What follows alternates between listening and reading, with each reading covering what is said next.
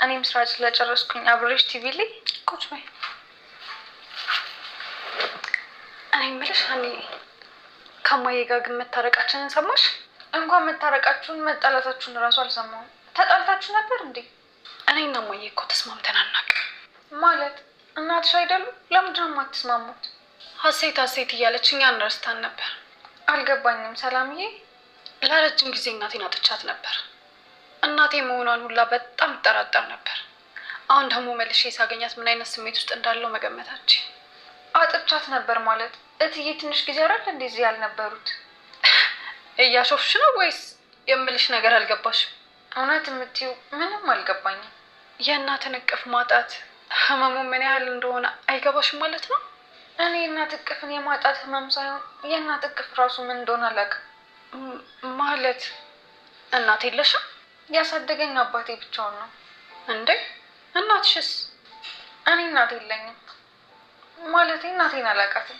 በህፃንነቴ እንደሞተች ነው የተነገረ። በጣም ይቅርታ ሀኒዬ፣ ሳላቅ ሀዘንሽን ቀሰቀስኩብሽ። አይ ኧረ አልቀሰቀስሽብኝም። እናት ስለሌለኝ የእናት ነገር አይገባኝም። ስለዚህ ምንም ብትይ ስለ እናት አይገባኝም። እንደውም ሀኒዬ ለምን ወጣ ብለን ሻይ እየጠጣን ስለማያ ላውራሽ?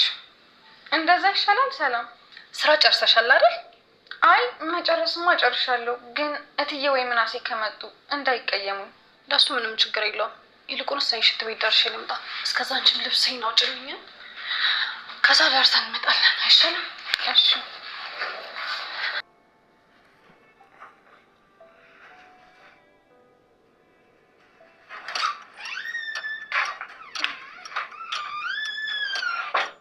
ሀኒ ልብሱን መረጥሽ? አይ ምን አይነት ልብስ እንደምትለብሽ ግራ ስለገባኝ አልመረጥኩልሽም። አንቺ የመረጥሽ ይሆናል። ምንም ችግር የለውም እኮ። እሺ ይሄ ይሁን። አንቺ ከወደድሽ ይሁን።